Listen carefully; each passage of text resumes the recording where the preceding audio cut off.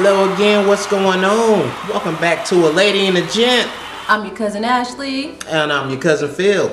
And you know what? Before we go any further, you should subscribe if you already haven't. That's of importance. Because you like us. At least I hope you do. And two, some people may wonder, why did we say hey cousin? Because we're all family. We're all family, and that's what we want this channel to be. It's a family. So, you know, some people say, oh, my subbies, or whatever other names other creators call their family. You are our cousin because you are our family. So I just thought I'd let y'all hear from the horse's mouth. Damn, my birthday's coming up soon, so, you know, I'm looking for gifts. As soon as in a couple months, it's very soon, y'all. And with that being said, we got to give a shout out to the cousin of the day. Hey, cousin. So this goes out to Sonia Caton. Please, you know, charge it to my heart, not my head, because I'm bad at reading. But her comment says, his eyebrows look better than mine. They're full. They are better than mine. It took a lot of work to get this. First I used MAC 45. No. No, that was a sweet comment and I appreciate it, but it's all hereditary from my grandfather down, and even my little boy has my eyebrows. So it's hereditary, but I greatly appreciate it. You were such a sweetheart. Thanks for the comment. And if you want to get your shout out in, just make sure you comment and use the hashtag HeyCousins, and you might be the next one shouted out. We will shout you out. We love all the comments and the engagement. Without further ado, what's on the agenda today? Okay, so I was on Facebook and one of my friends had posted this article, and I was like, and she's a nurse, so I was looking at it and I said, let me read this. So this past week, the Supreme Court in a 7-2 ruling has passed. Yes, they have ruled to let religious employers deny workers birth control. This is also religious employers and employers who they feel this goes against their moral conduct, code, statements, mission statements. So it's kind of vague. So you have your, so as you know, some of our fave, like Chick-fil-A, they're not necessarily a religious organization. I'm just using them as an example. Not saying that they're doing this, but we know they have strong stances on certain issues, which are religious based, that they base it on religiously. So companies with that kind of mindset can enforce this ruling or enforce this on their workers. Wow. Yeah. As a woman, I kind of feel some type of way about this. And for one, I'm not sure why they would pass this. And then the 7-2, as if you don't know, I'm sure many of you, but if you're a little younger cousin and you might not know, 7 of the justices are men and only 2 are women, and those are the only 2 who voted against it. So we have a problem here with one. This is clear even on the justice, men versus women, because most men don't take birth control, so you don't understand the purpose of it. It's not just for the prevention of pregnancy, but it's a lot of ailments women face that birth control helps. Yeah, I do have a medical background in family medicine and pediatrics, so I understand the different uses of birth control, but that's just me. A lot of men don't, you know, they hear birth control, that's what they're thinking, prevention of birth. But it's so much, well, I mean, you know, it's so much more to it if you dig into it, like, you know, 866 wrap it up. But I'm just saying. And also, this is not a conversation about abortion, pro-right, pro-life, pro-choice. This is not what we're talking about here. So on some of our videos, people leave that kind of comments. That's not what we're talking about. So please leave that comment out. Yeah, if we feel like talking about that in another video, we will address that. But this point in time, we're talking about the Supreme Court ruling that passed this week. And I read the article on Vice News. We'll link it below, but you can Google it and read about it yourself. As somebody who worked at a religious organization, I had a great experience there for one. Let me just put that out there. I won't name who I work for, but they're like the biggest, one of the biggest religious groups, organizations that have, they do a lot of social work in a lot of underserved communities. I'm sure you can figure out who they are. Don't look at me, I ain't gonna tell you. And I worked for them like right out of college. So I had a great experience working there with them. And I remember after being hired, because I was, as I stated in some other videos, I was a case worker, and I worked with families. And so my supervisor told me, when you're going out, because I did home visits, and she was like, when you go out there, you can't talk about birth control with the clients. Now this wasn't expressed, nothing religious was ever brought up in the interview, even though it's under a religious organization. So my one thing is, if these organizations are hiring people that are not of their faith, that's one. How are you now gonna then push your faith on people who don't practice that? You know, there's actually something deep for discussion, because you could be working in a, let's just say, Salvation Army. Right. And, you know, Salvation Army is a big Christian organization, but, you know, you may come in, you could be a, you know, practicing Muslim. So you may not have the same exact faith as they do, but you still have to follow their guidelines to maintain your employment. Well, it depends, right? Because... Well, certain guidelines. Yeah.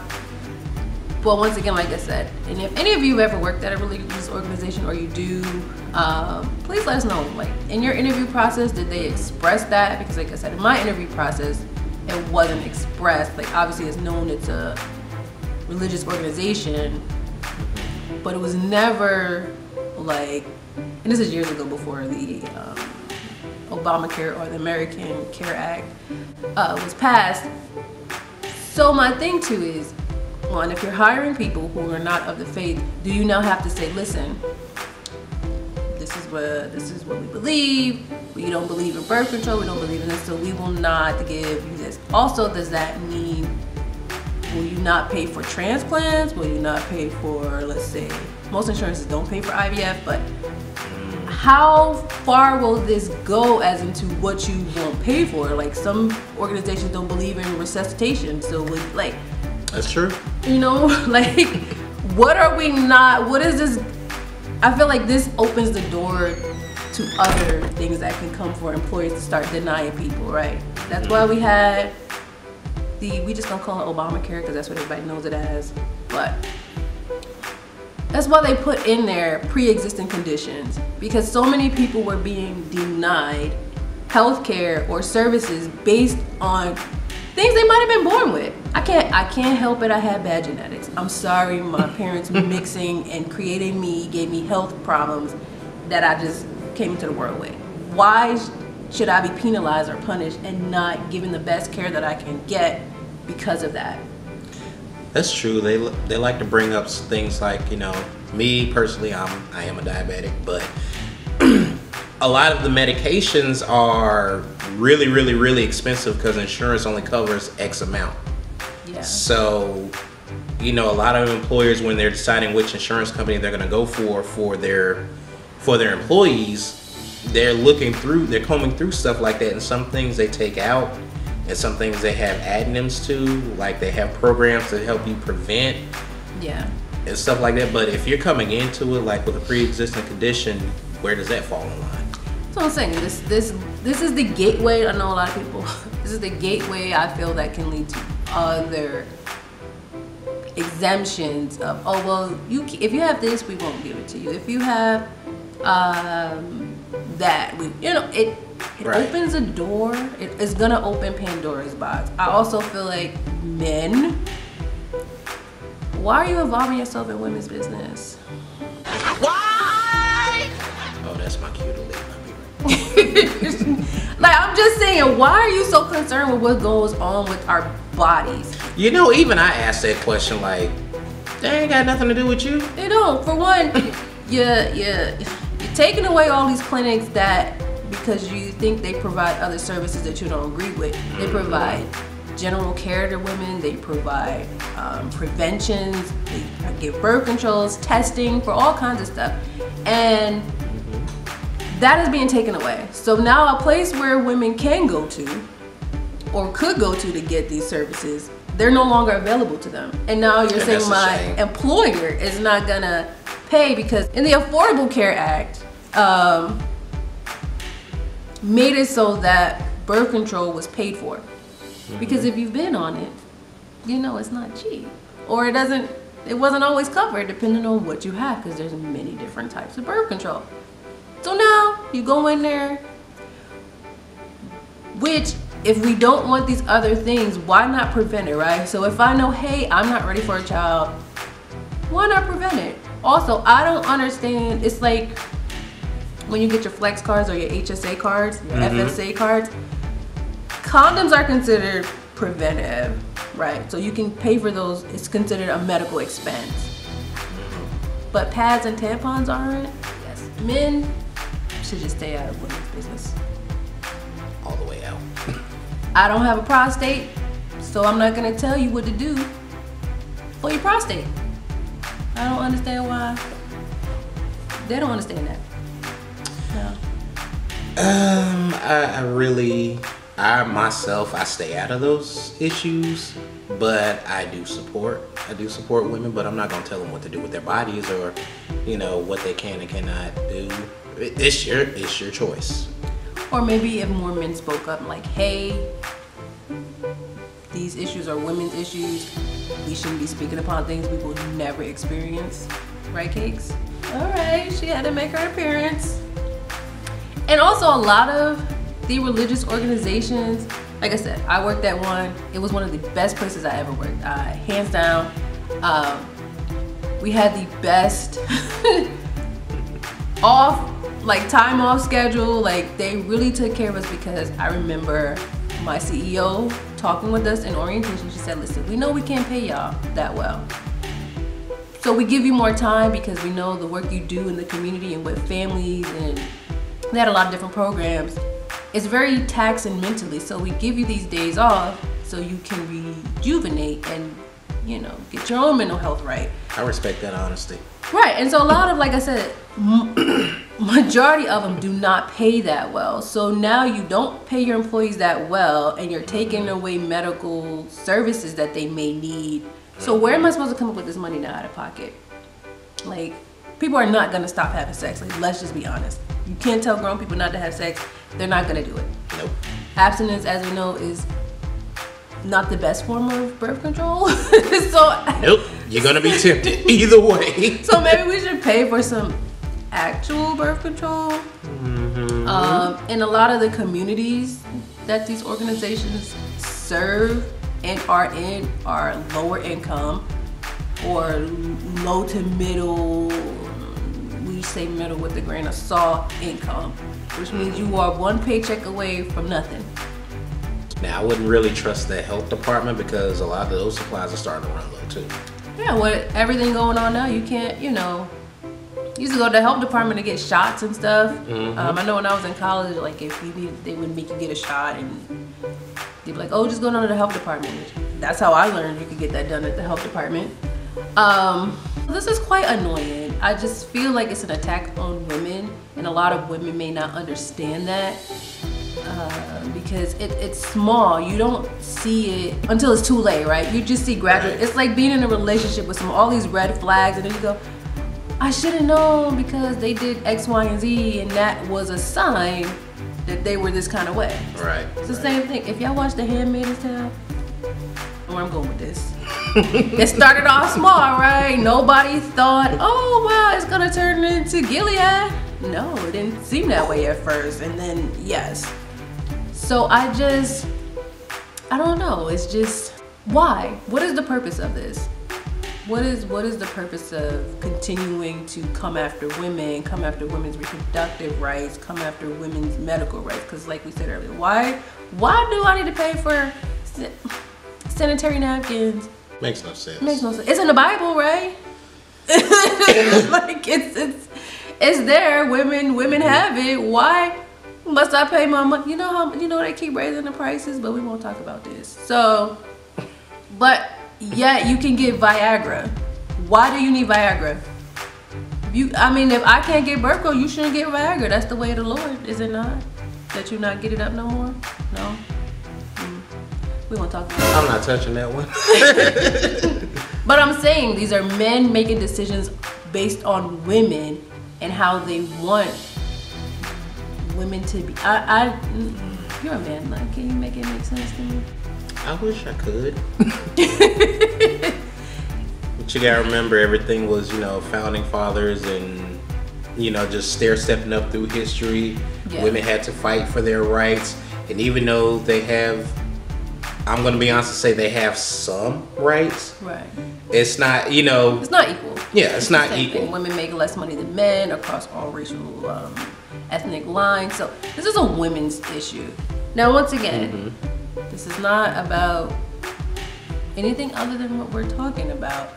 But if we keep taking away these services and putting people in a corner, then it becomes, oh yeah, you're all for these non-existent children that may or may not be born, but once they get here, nobody wants to help. It's like, oh, you want to be on the system, and you. No, well, I didn't not want to get pregnant. No.